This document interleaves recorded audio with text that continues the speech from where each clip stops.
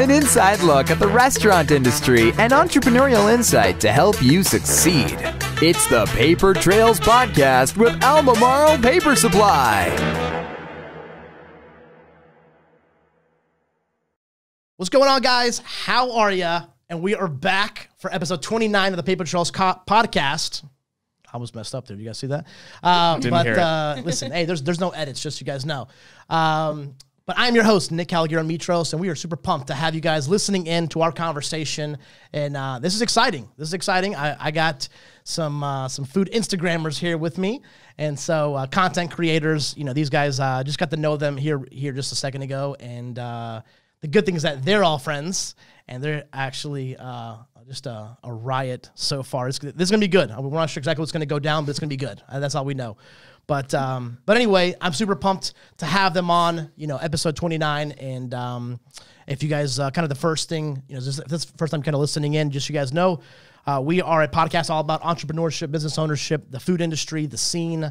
Obviously you guys know I'm in the industry. My parents own restaurants. I own a distribution company, and we're here to tell stories and talk and get to know the food scene here in Charlotte. It's going to be a ton of fun. And so anyway, with that, we're actually going to start off with I'll do a little soft introduction. We're going to do actually a little trivia. And so we'll see how well our food Instagrammers know their restaurants. And so, just so you guys know, real fast, right here to my right, we have Allie Papajohn, and that she is her handle is @EatDrinkCLT. And so make sure you guys go follow.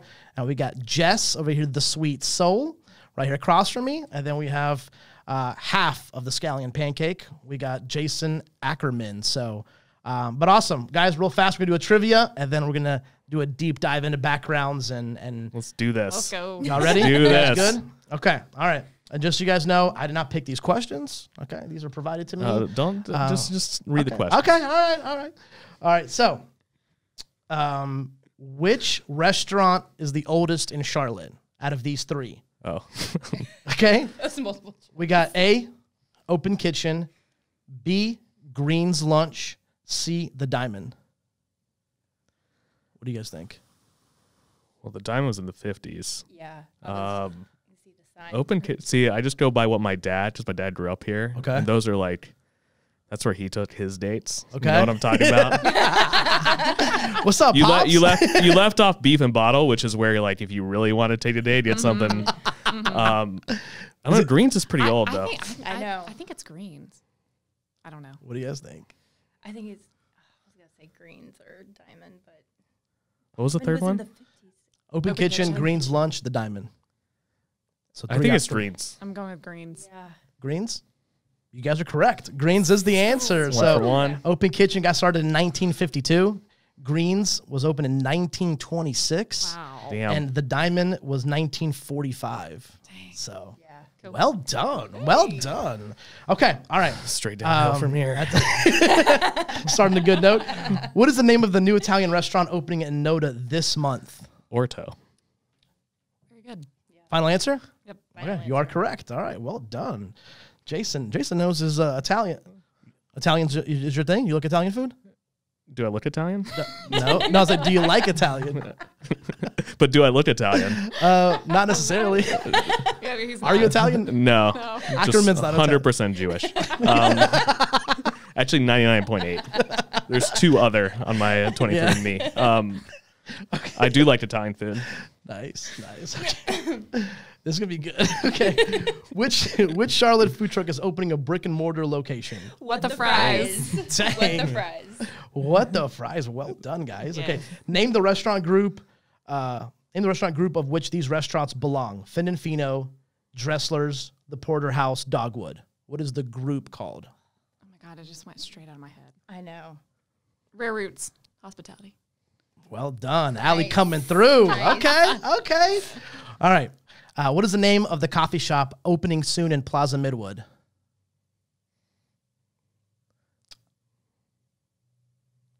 A little silence here. Okay. Just read about this too. Isn't an animal in the name?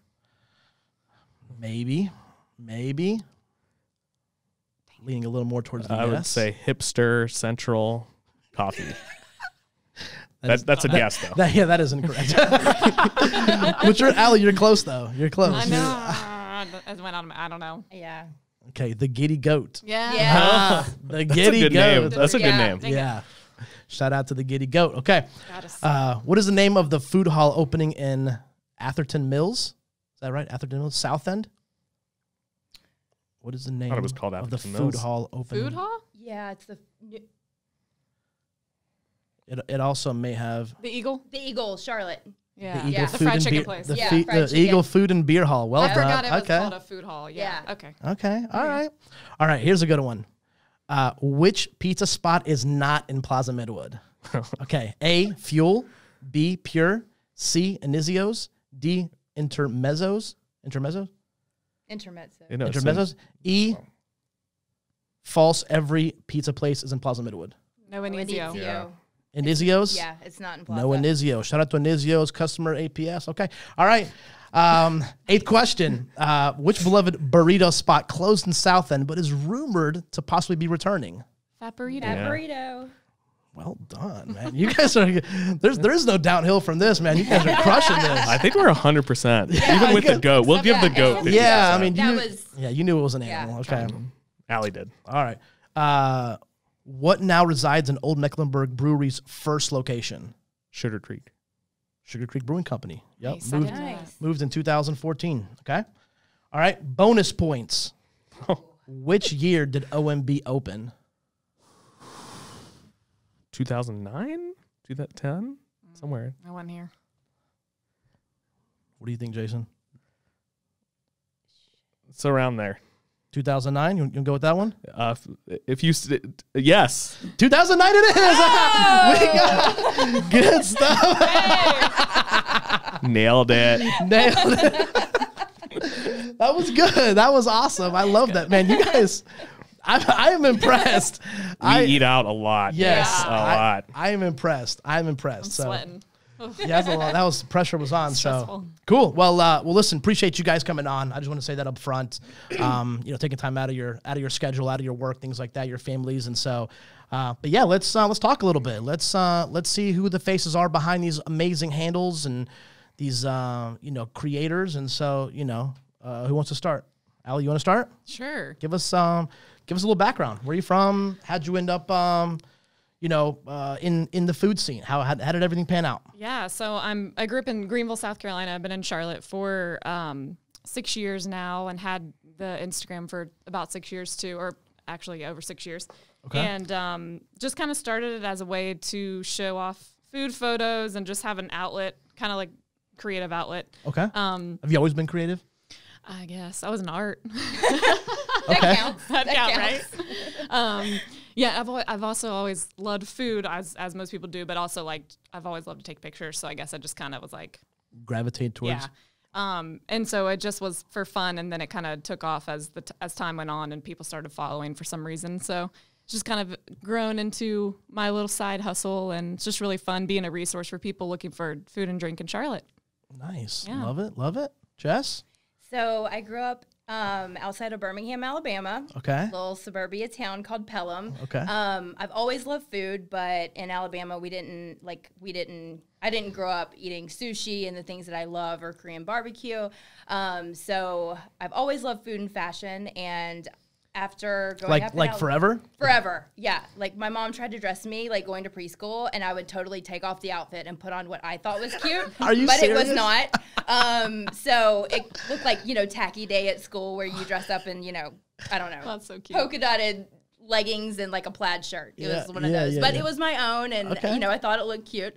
But I've always had a love for food and fashion, and so moving to Atlanta and being there for 8 years and loving the food scene there, and Okay. it was just growing my palate. And then moving to New York is just some of the best food in the whole world. As most of y'all know, that's chasing your fashion, yeah, career, right? chasing my fashion career. Okay. And I always wanted to start a blog, but I didn't have the time because I'm still a workaholic. So, but then I moved to Charlotte and I started a page, and it took off a lot faster than I had ever expected.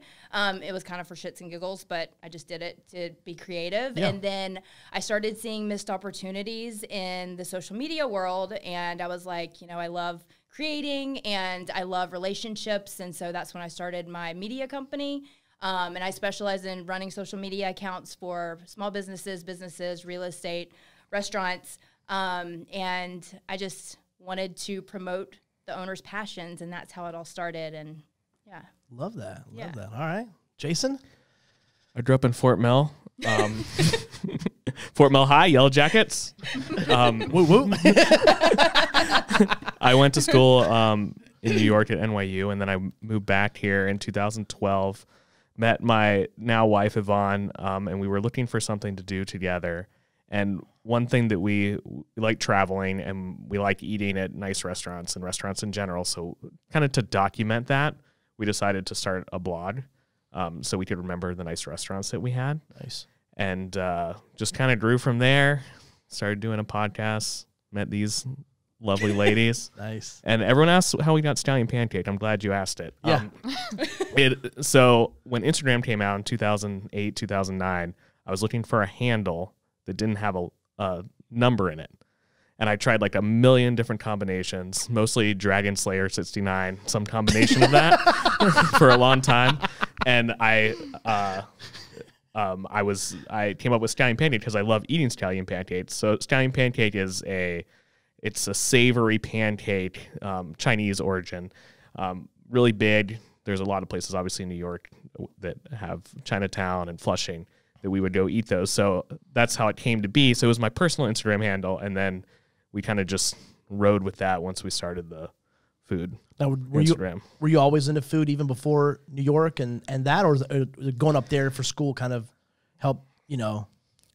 I would say that I always liked going to restaurants, and that was kind of like a special thing that me and my dad used to do and our family used to do. So that was like a special occasion. Yeah. And I always liked that.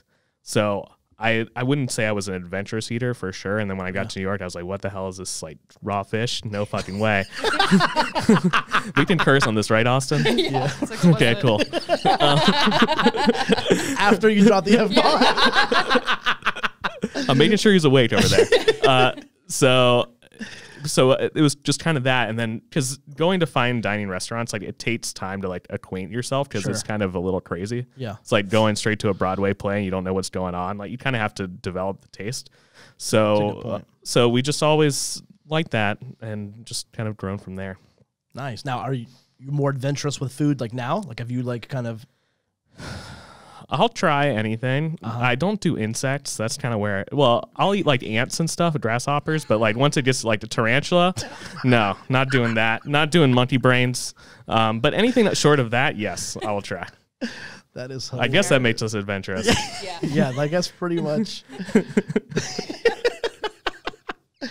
And just so also, you know, we didn't say just your handle is the Sweet Soul. Yes. How did that happen? How did that go? How'd you come up with that? Initially, when I was thinking about starting a page, I wanted it to be something that was my passion, and it was food and fashion. And I was like, okay, I wanted to do something with my roots. And I was like, Sweet Soul in Charlotte. And that's how that came about. And then after a year, I rebranded because I didn't want it to be just local Charlotte. Yeah. And so I changed it to The Sweet Soul, but SEOUL. Me being born in Seoul, Korea. So nice. Now, were you raised there at all or no? No, I was adopted when I was 9 months old. Gotcha. Yeah. Gotcha. Nice. Okay. All right. So let's start about, you know, talk a little bit about, you know, being food Instagrammers. You know, what's your favorite part of being a food Instagrammer? What does that entail? Like how, you know, give us, or, you know, or how does somebody start doing that? I think starting a page and kind of knowing exactly like what your theme is or how to be consistent. And I think the best thing about what we do or what I do on an everyday basis is getting to know the chefs and their story, and because everybody has a different story to tell. And I think it's interesting about like, you know, chefs' backgrounds or like the reasoning behind, you know, what the restaurant is about, and just seeing like and getting to try all the different food. Gotcha. Okay. Jason, your thoughts on that? I'm just starting and yeah, I agree. I mean, I think the coolest thing, Charlotte is kind of a small community, especially in the food industry. So we kind of know each other, and if you were in a big city like New York or Chicago, there's so many food Instagrammers and food bloggers and so many restaurants that it's kind of hard to make a name for yourself. Where here, like you can, if you have a passion for it, you can really make a name for yourself, and you really get to know the people that are running it, like the chefs, like Jess said, and like Allie. Like Allie has become a really good friend of me and Yvonne's, and we go to dinner, and we share the same passions. So that's been the best part for me. It's pretty interesting, as we've run this podcast and I've talked to some chefs. It sounds like the chefs here in Charlotte are like really supportive of one another, and there's two factions, but yeah. Okay, but the ones that I've interviewed, no, they are for the most part, and I think part. a big part of that is the Piedmont Culinary Guild. Like most of the chefs are part of that, and they really do a good job of supporting each other. I just found out about that, like just a couple of months ago, but Chef Daniel Wheeler over at Fine and Fettle, in South Park, was telling me about just. He's been in other cities, other major cities, and it just feels a little different. The food scene feels a little different. Very kind of what you're talking about. Maybe in maybe larger cities, maybe more competition. I don't know, but I mean, it just sounds like a pretty, tight knit community, maybe.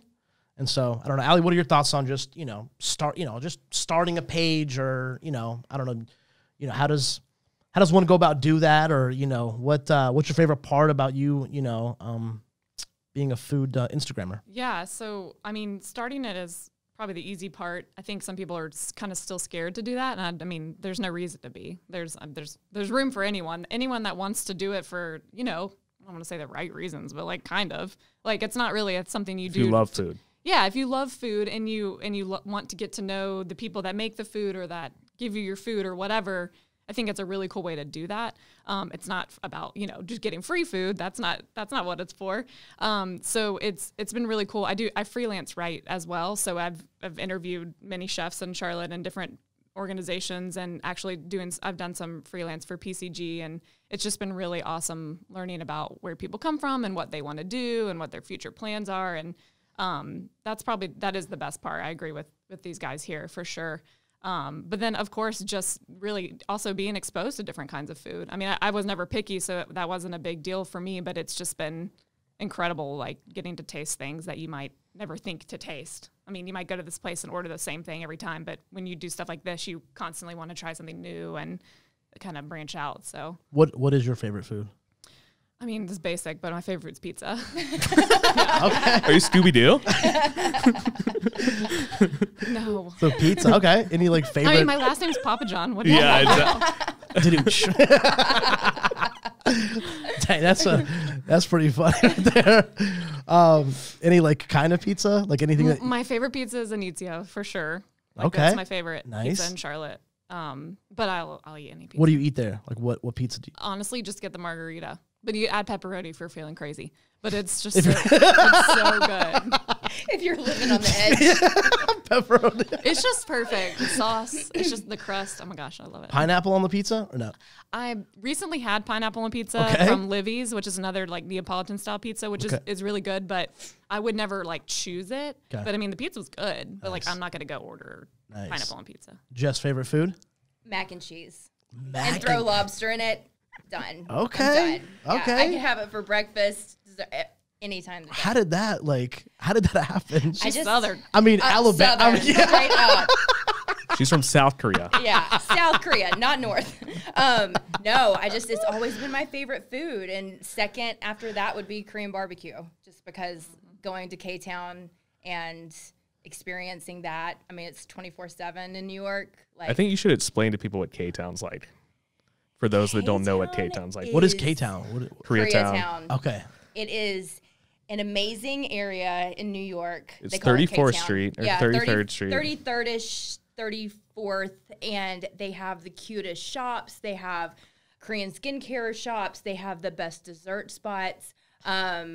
Spot Dessert Bar is still one of my favorite places. God, I hope it's still there. Shout out to those guys. It's amazing. It's desserts like you've never seen, and they're so it's like another innovative. world, and it's a party. Yeah. It is a party. And people get lit. Like, they will eat Korean barbecue at 2 a.m. and just I mean, it's and it don't really go is without like a Korean friend because they're not going to let you in places. No, you basically. need a Korean friend. You need a Korean friend or somebody knows what the fuck is going on, because I feel like if you don't, it's like you're just going to... Yeah. Are you serious It's going right to ruin now? everything. Yeah. I actually haven't had Korean. It's pretty interesting. The first podcast that I had with the Charlotte and Kenty, like we were talking, and they were like, you know, he said his favorite is, you know, Korean barbecue, and I'm like, I never had that. They're like, bro, we gotta go. Like, he was fired up about it. And I'm like, You got to go to MOA. MOA.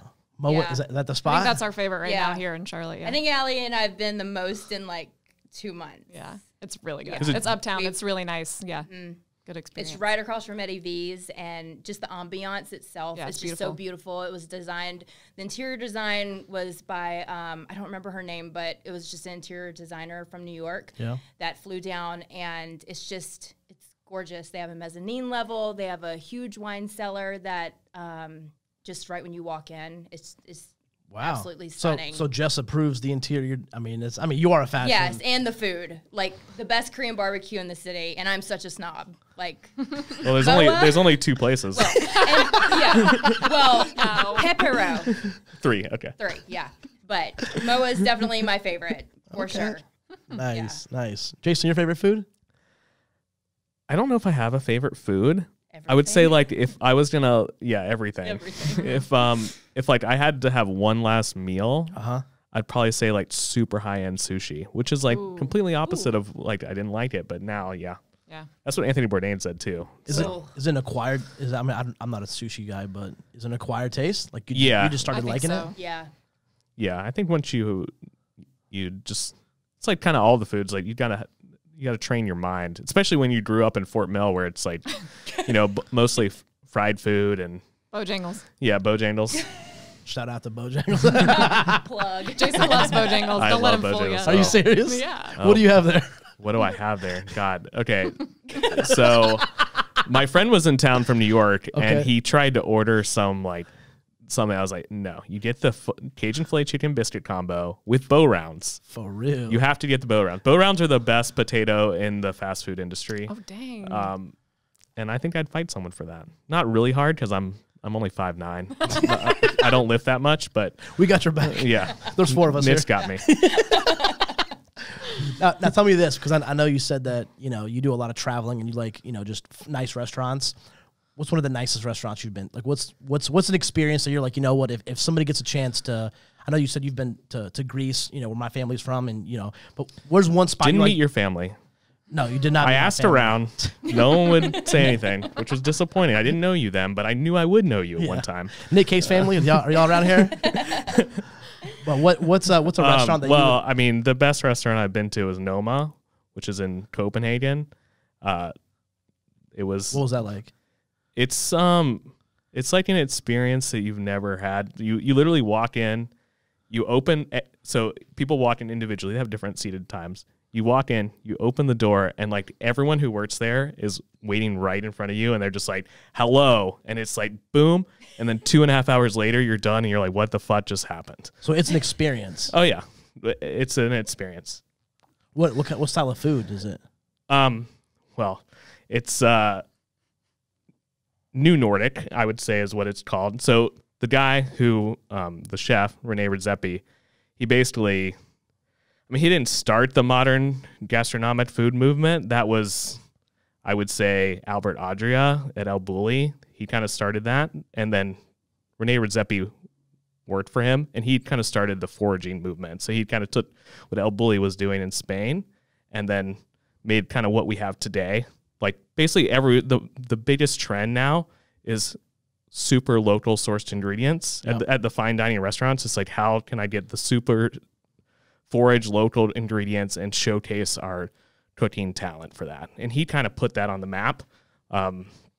His little disciples all over the world have done that.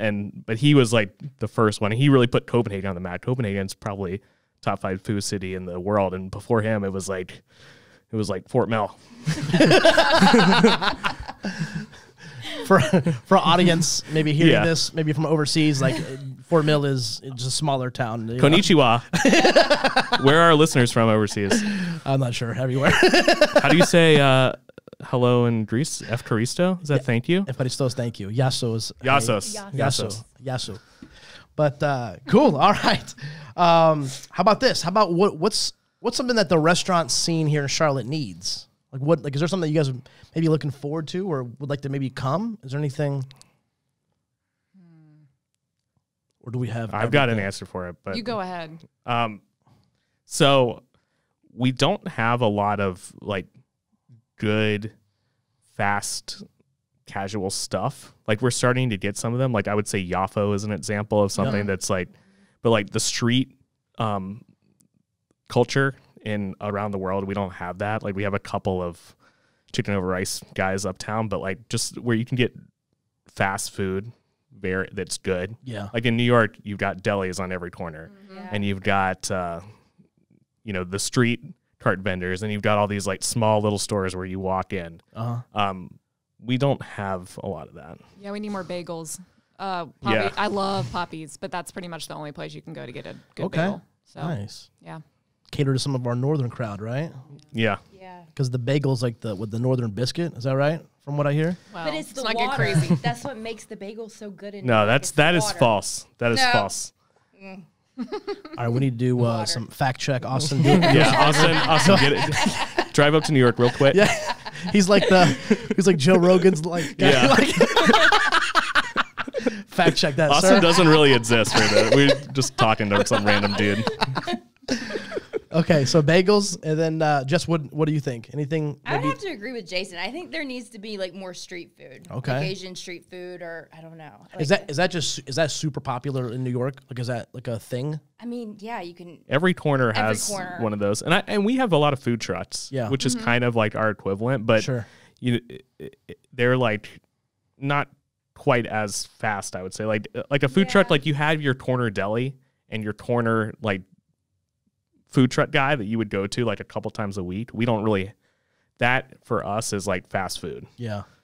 So I'd like to see more people kind of get away from the fast food and more into this local fast food. I call it. Nice. Yeah. I feel like delis and pizza is what I think about when I think about New York. Like actual, just is that There's a pizza on every corner too. It's Yeah, like a for sure. Starbucks. They're on every corner. I mean, you can.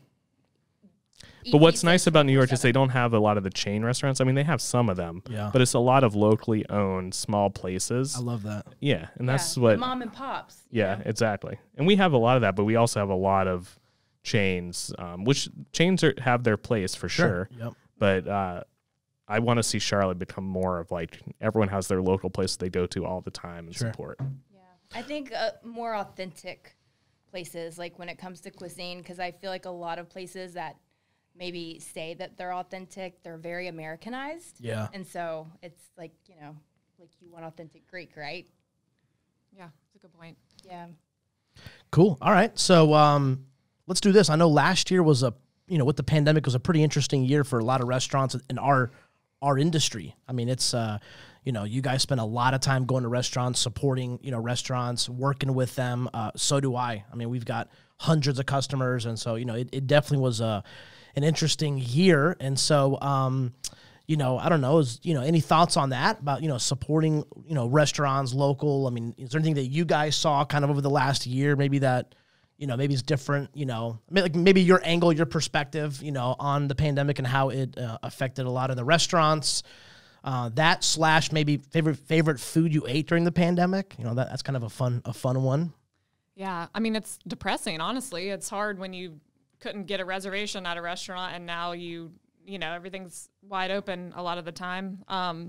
And it sucks to see some of your favorite places start to close and you had no idea they were even struggling, or maybe it all came from COVID. You don't know, but, Yeah. And I just feel like there's a lot more of that coming, which really sucks. But, obviously shifted to takeout immediately, as soon as dining rooms closed. And so that's been a really, change. Cause we spent so much time in restaurants before, Yeah. but immediately I was like, we have to get takeout from everywhere we love. And, so just obviously supporting that way is huge, and still doing that. Although I am personally comfortable going back into restaurants now. So Sure. definitely started doing that again. Yep. But, yeah, just being able to support them however. And then even just using our pages, like it's just been when the first like 3 months of the shutdown, all I did, I feel like, was share stuff on Instagram stories to like let people know hour changes and was this place delivering or not or whatever. And it just felt like I was using it as some sort of resource. I didn't know what to do anymore. So I was like, let me just try to do this. And so it's good to be able to use it for that. I love that. And I'll tell you from my perspective, you know, the first, you know, like when everything kind of was announced and a lot of stuff was still unknown, a lot of the owners were just, I mean, it was a panic. I mean, they were over ordering, you know, they had heard, you know, we're going to run out of stuff and supply has been an issue over the last 10 months. But I have to tell you guys something, man. Over the first couple of months, the support that these guys got, I mean, they were like kind of, I mean, it wasn't like normal orders and kind of delivery, but they were kind of maintaining. Like, you know, in kind of June, it started kind of falling off a little bit. But March, April, May, I was impressed with kind of like the local, you know what, I mean, you guys think you're probably all old enough to remember. So it's kind of like after 9/11 when everybody kind of like was supporting, I don't know, it just felt kind of like a certain way. But anyway, so I guess that was kind of my perspective on like, I felt like a lot of people were supporting local. Yeah. They were buying gift cards and, you know, getting takeout, and my dad owning restaurants, you know, so I was in there working, helping him, you know, as much as I could. So, Jess, you know, any favorite food that you ate maybe over the pandemic or anything like that? Or any thoughts on that? The Korean barbecue. I was so happy because they opened, and even though it was through a pandemic, it's the best Korean barbecue I've had. Because they opened in like August, right? Yeah. So. Oh, so it's okay. So it's a newer. Yeah, and especially being uptown, when you know uptown is a ghost town, and I mean they're still doing okay, and they have lunch service as well.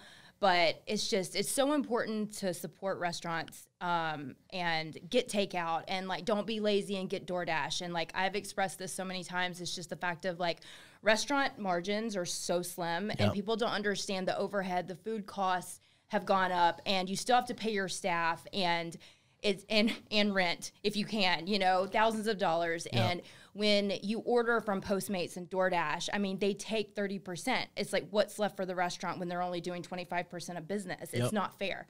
So I just have always said, like from day one when it started, like my ass would get in the car, even though I didn't want to, and drive to a restaurant, go pick it up curbside. I didn't have to. I feel like we're in church and we need to say like, preach it. Yeah, preach. But yeah, I don't think people get it though. Yeah. And that's the thing. It's just like, oh, you know, like they're making so much money. Like, no, they're not. You know, like some restaurants, if they just lose 10 grand a month, that's an okay month staying afloat. And people don't understand that. And it just takes a village. And, you know, these food vendors that I even talk to with my restaurant clients, I mean, you know, their sales and food, you know, it's half. Yeah. You know, all the restaurants are in the same boat, you know, but just liking, sharing, commenting, all of that is free, you know, and it can help out a restaurant tremendously, you know. It's just like, that's a good point. Yeah, like the best form of advertising, I've always said from day one, is word of mouth, you know, like Jason says, hey, this restaurant, you need to go check it out, you know, and you see people, hey, I was influenced by scallion pancake, to go try it out. Yeah. You don't know how much that one order means to that restaurant and the chef. And I mean, I see it every day, you know, the struggle's real. It's no joke. That's a good point. I know that those, you know, those services, you know, that deliver food, like takeaway, but I didn't even think about it. That's a good point. Yeah. Just going directly to the restaurant and. Yeah. It's just, they don't even break even with these third-party apps. And I mean, they're trash anyways. They put all these fees and you're like, what the hell is this? You know, $3. What is this? Then on top of tipping, and then you don't know. And I just feel like it does almost like a disservice to restaurants, because if you wait an hour with your food being in a car, you know, it's like you don't really get the full. Yeah. So it's a good point. It's a good point. Jason, your thoughts on that? I mean, COVID sucks. I think that's my thought. Yeah. It's been terrible for restaurants. I would say the things I've liked to eat, we've had some actually great restaurants open up. Yeah. In the last 8 months. There's been a couple pop-ups. So I would say like Cholitos, if you haven't had Cholitos, which it's impossible to get now because they sell in like 2 minutes. They're a pop-up breakfast burrito thing. Okay. You have to follow them on Instagram. They open up, I think, at 8 o'clock on Thursdays. Okay. And they're sold out by like 8:04. So, and I can't even get in with them. So, and they do other pop-ups and they sell out immediately. Their stuff is incredible. Okay. Mashugana, which is Rob Clement's pop-up. It's like a Jewish deli type thing, and he's been doing amazing things. And then I think Counter, which is a new tasting menu restaurant, which I think is really going to put Charlotte on the food map. Yeah. It opened up in August, and it's been killing it, and they've been doing great. So good. That's awesome. Those would be my 3. Nice. Do you guys think that Charlotte has kind of become a foodie city?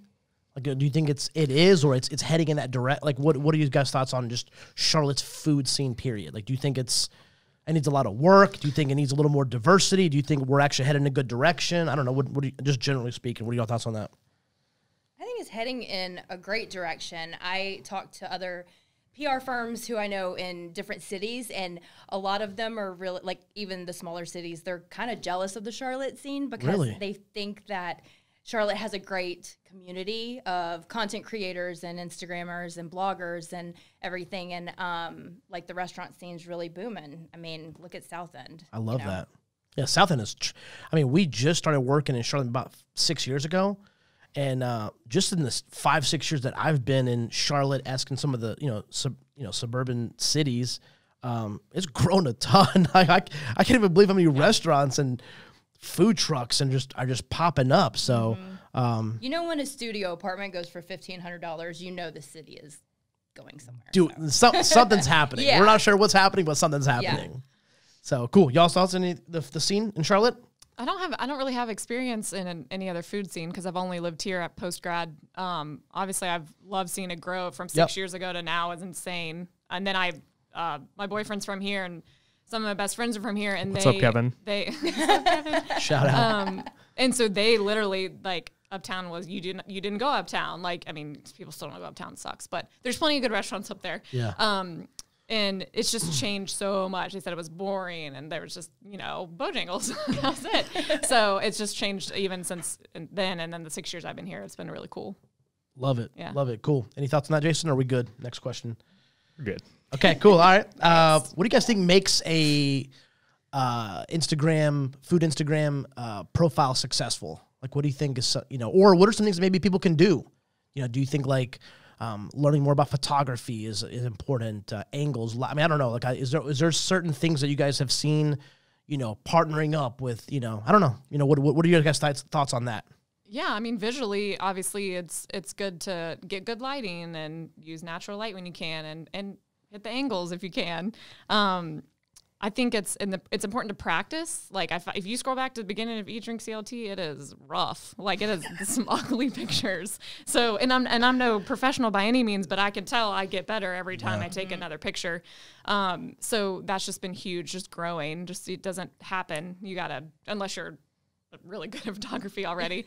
So yeah, I think that just visually, it's good to practice and tune up on that. And then just as the account person, being engaging, like commenting back to people and engaging and liking other people's posts and supporting other people, I think goes a long way when you're trying to build your page. Love that. Love that. Jess, your thoughts on... I think being consistent and staying authentic to your brand is super important because I see a lot. I mean, as we all know, like the foodie scene is super saturated. Anybody can start a food page, but it just is basically boils down to like who is consistent with posting and who puts out great content. And like Allie said, being engaging and, being involved in the community and posting things that you truly love and not just posting because you get a free meal or you went to an event or, like some entitlement issue. But just staying true to your brand, I think, is like the biggest. It sounds like both you guys are just kind of both going down to, the obviously authentic and staying true, but just the work ethic behind it, being consistent and, actually getting good. I mean, it's not like, you guys didn't stumble upon thousands and thousands of people, seeing your stuff and engage, right? I mean, like, this takes work. Yeah. Like, this isn't like, hey, it would be cool to, be, an Instagram. I mean, no, this is an actual business. This is a legitimate thing that we are putting time and effort and energy into this to make this product look amazing, right? Right. Yeah. But it depends on which avenue you want to go, if you want it to be a side hustle or you want to create it to where one day you have growth and you can make it a business, Sure. you know, and I think there's different accounts that think, oh, if I just post and, you know, start a page, I can get all this free food, you know, and post about it. But that's not how it works. Like, you need to work. I love that. My screen time And is actually way up. support restaurants and not ask for free food all the time. So more of the motivation behind it. Now, I mean, it could be a hobby for you if you want that, but you can't expect. Totally. Yeah. You can expect to have 100,000 people and Not everyone's goals have to be the same. It's not, definitely not. But if you're gonna, I don't know. You said it. Yeah. Jason, your thoughts on that? Yeah, I just think it takes a lot of work, like you said, and not to toot Allie's horn. Yeah. But Allie is like the hardest working person. You don't really see that from the front end, but she's spending all this time not only on her feed, but posting stories and trying to stay consistent and really thinking about her brand and supporting stuff that she likes. And you can't just start an Instagram and just expect people are going to follow you, like you said. Like, it takes time, and you have to really work at it, and you have to stay with it. It's like any business. It's like, when you started your business and you said it took you 5 years to become profitable. That's how it is with the food Instagram, unless you get super lucky, which does happen every once in a while. But for the most part, and your followers, like, they know if you're being authentic or not, kind of what Jess said. And if you're not being authentic, they can tell pretty quickly, and they're going to leave. So they're following you because, like, they follow Allie because she posts amazing things about Charlotte and she knows everything that's going on, and people like that. I think people follow us. We're more of like the high end, like, you want to know the fine dining stuff that's going on. That's our brand. That's you, yeah.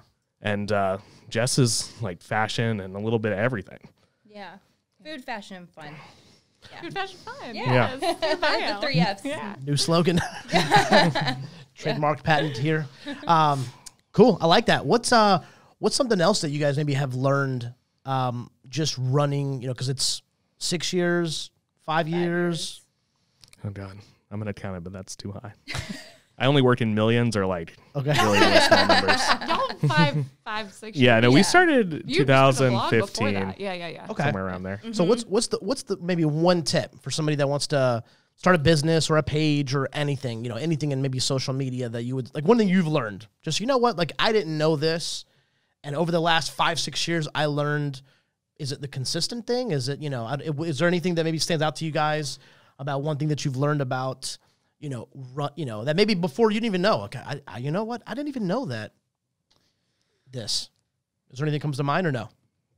I mean, if you're working towards something like followers or making it a business or whatever it is, patience is a huge thing. It's like Jason said, like, you can't just like make a Charlotte food Instagram and be like, oh yeah, it's going to happen. I mean, it totally will if you want it to, but it's going to take time and patience. I think also just being, and this is something I still struggle with, and Jess always gets on me about this, but not taking care of yourself too. Like, I do a lot for free and that's because I have a hard time saying no. So I feel like I turned it into like a side business like 3 years ago. Nice. So I do make money off some stuff, but there's a lot of stuff I don't make money off of, especially during Corona. I really kind of reverted back a lot. But I think just being able to stay true to your goal and your mission and being consistent with that is really hard. And I still struggle with that every day. So I like the patient piece, Yeah. right? Because I feel like somebody wants it tomorrow. Like, I want it today, tomorrow, and it's like, because that's how it is now. I mean, instant gratification everywhere. So yeah, it's good. I like that. You guys have any thoughts on that? Off of what Allie said, Okay, go ahead. I would say know your worth, because a lot of people either, don't get it or kind of are insulting with like what they want in exchange, or just they don't understand like how much value you are. So I think that would be. And it's hard because we all want to help every business we can. Sure. Yeah. Businesses we love and would spend our money there. Like, of course we want to post their stuff and do stuff for them, but it is hard when you also have a full-time job and you are trying to make something out of it and whatever. So it's definitely a balance that's hard to manage. 100%. Yeah. I agree with that. Yeah. Yeah, I would just say in any business, your goal can't be to make money or to have a lot of followers. Your goal has to, like, why are you doing this? Yeah. Do you have a passion for food? Do you have a passion for being a doctor? being a CPA, whatever you want to do, like you have to have that passion and helping people, or you want to support the restaurant community. Yeah. And like, if you have that passion, that will drive you to get all these other things. But if your goal is, I just want 100,000 followers, like you will work really hard at it for a month and then that'll be it. Yeah, I always say like I'd still do this because it's still fun. But the second it stops being fun, because there's weeks where it's all pre-corona, I would book every single night, and after work I would be gone for hours because I'd be at a restaurant or doing whatever. And I did that to myself, but it's because I wanted to do it and I wanted to build my page and support people and do things like that. But yeah, the second it's not fun anymore, I mean you're not really in it for the right reason anymore. So. Interesting. I like that. That's good. That's good suggestion. Life advice, Nick. That is, man. Hey, listen. Deep. That's why. I mean, here's the reality. The reality is that a lot of stuff that you guys have done to have successful pages and followings is what anybody can do to have a successful relationship or have a successful business or have a successful. You put it in XYZ. You name it. The patience, the work ethic, the authenticity, the I mean, even as good as, you guys talking about staying in your lane and, you're fine dining. I mean, that's a thing. That is actually, we, for our company, we started getting into some like seasonings and kind of non-refrigerated stuff. And, everybody would ask for, do you have Tabasco? No, I have Texas Pete. Well, do you have the mild one? Well, I don't, Then do you have Spanish paprika? I don't. I have regular paprika. Do you have I'm like, all right, I cannot do everything. Like we can, exactly. I can't do everything. Yep, exactly. So fine, like just, so my thoughts on kind of that conversation is just know what you're good at, know what you like. Maybe you're good at video and being in front of a camera. Maybe you're not. Find out what you like and what you're into and then just roll with that. And I think there is like a sense of, I think Jason, you said it, like I think the audience can feel a little bit of that. Oh like, yeah. Like they can feel it. Like your Instagram followers, if they're being like, I don't follow, as soon as they start getting, bad and just like, you can tell a turn, like they get to a point where they're just like trying to make money off everything. And like, you don't really like know if they really like the thing or not. They're just posting because someone paid them $500 to do this post. Yeah. Unfollow. Yeah. For me. Yeah. And I think a lot of people feel that way. Yeah. I like that. Cool. Cool. I mean, we're kind of wrapping up. Any last parting thoughts about just the space, maybe what you guys do, maybe 2021, maybe some things that you guys are looking forward to, maybe accomplishing? I don't know. Is there anything like that you guys are kind of looking forward to this year, or for COVID to be over. Restaurants opening back up. Restaurants I think we're all waiting up. for that. Yeah. That's what we miss. That's how we met. I mean, know. and it's a great space to be in, and I think it brings us together. I mean, like food always brings people together. So that's true. That's, I mean, isn't that interesting how you guys know each other? Yeah, that's how I made my friends. Like I didn't even mean to, and I like made my Charlotte. I came here with some friends, which I'm very grateful for. But now they're enemies, my new though. friend. Yeah. They're old friends. We don't like them anymore. Kevin's the enemy. No, but it's just funny. I literally all my other Charlotte friends are from Instagram. Yeah. So it's just awesome. Yeah, I mean, I'm all about networking and meeting people, and I learned that a long time ago. And it's, you never know. I think this is I want to say maybe I read this in a book, but about just meeting people and staying connected. But that we may not even know our best friend yet. Yeah, it's weird to think about. That blows my. I'm like, what do you mean? No, you may not even know your best friend yet. Yeah. Like it's not like we're born with a list of friends. Yep. Like you meet people, and there's just commonalities and things that we do that we like and enjoy our time together. And so I just find that fascinating. So I'm hearing that we're best friends now. Did we just? Am I part of that? You're in. I felt that. Yeah. I felt that. That's what you were talking about, the feelings. That's it, man. That's it. I haven't felt that way in so long. Man, this feels the good. moment you guys walked into the studio, I knew something was different. The air, I just felt. Jason, any thoughts on that, man? The year, maybe things you're excited about. 2021, man, it's gonna be our year. Yeah, I mean, we all want. You miss the restaurant vibe. Like a big part of going to restaurants is atmosphere, and like we miss that. So I'm hoping we get back to that as soon as possible, so we can all go out, meet up with friends, eat. I mean, this sounds so cliche, but you know how they say, like, you don't know what you got until it's kind of gone. So freaking true. Paradise Is it parking lot. Do what? What just happened? He's singing. He's singing. Okay. I was like, I know exactly what you're talking about, Nick. But I mean, like before last year, I mean, it's I mean, you know, you may have taken that gathering or that get together, that cookout. I mean, like you may have been like, okay, it's just my friends, you know, get together. It's like, no, like actually, like, you know, yeah, it's, you realize that you need to see people for humanity. Not my wife. She's an introvert, so she doesn't need to see anybody. But everybody else, like me, you need to go see people. And restaurants are great places for that. Yeah, I love that. Allie, your thoughts on that this year? Any thoughts, ambitions, anything, suggestions, inspiration to the fellow food Instagrammers out there? What are your words of wisdom to them? Just keep doing what you're doing. If you know, working towards what you want to achieve. I mean, I'm gonna keep supporting restaurants and making my page something you go to look for something to eat for lunch or dinner or whatever. So I'm going to keep doing that as far as that goes. No big goals, just, again, hoping everything opens back up normally and hoping we don't see too many restaurants close because we're seeing a lot open, which is really exciting. I can't believe how many opened in 2020. I write a weekly or monthly blog post for the CRVA about just opened. So I truly tracked what has. How many restaurants do you think opened last year? Oh, I'd have to go count. There were tons. Guess. 20? No, way more than that. Like 50? There were some months there was 20 in a month. It felt like. What? No, it was probably like 100 plus. Yeah, it's a lot. Yeah. I mean, wow. Yeah. I was not expecting that number. It went like this because of the all year, potential clients, Nick. but, yeah. Listen, you're speaking my love language right now. Let's go get them. Let's go get them. Yes, he needs that. I get you my articles. Actually, they're online. I'll show you where they are. There we go. Shout outs. Yep.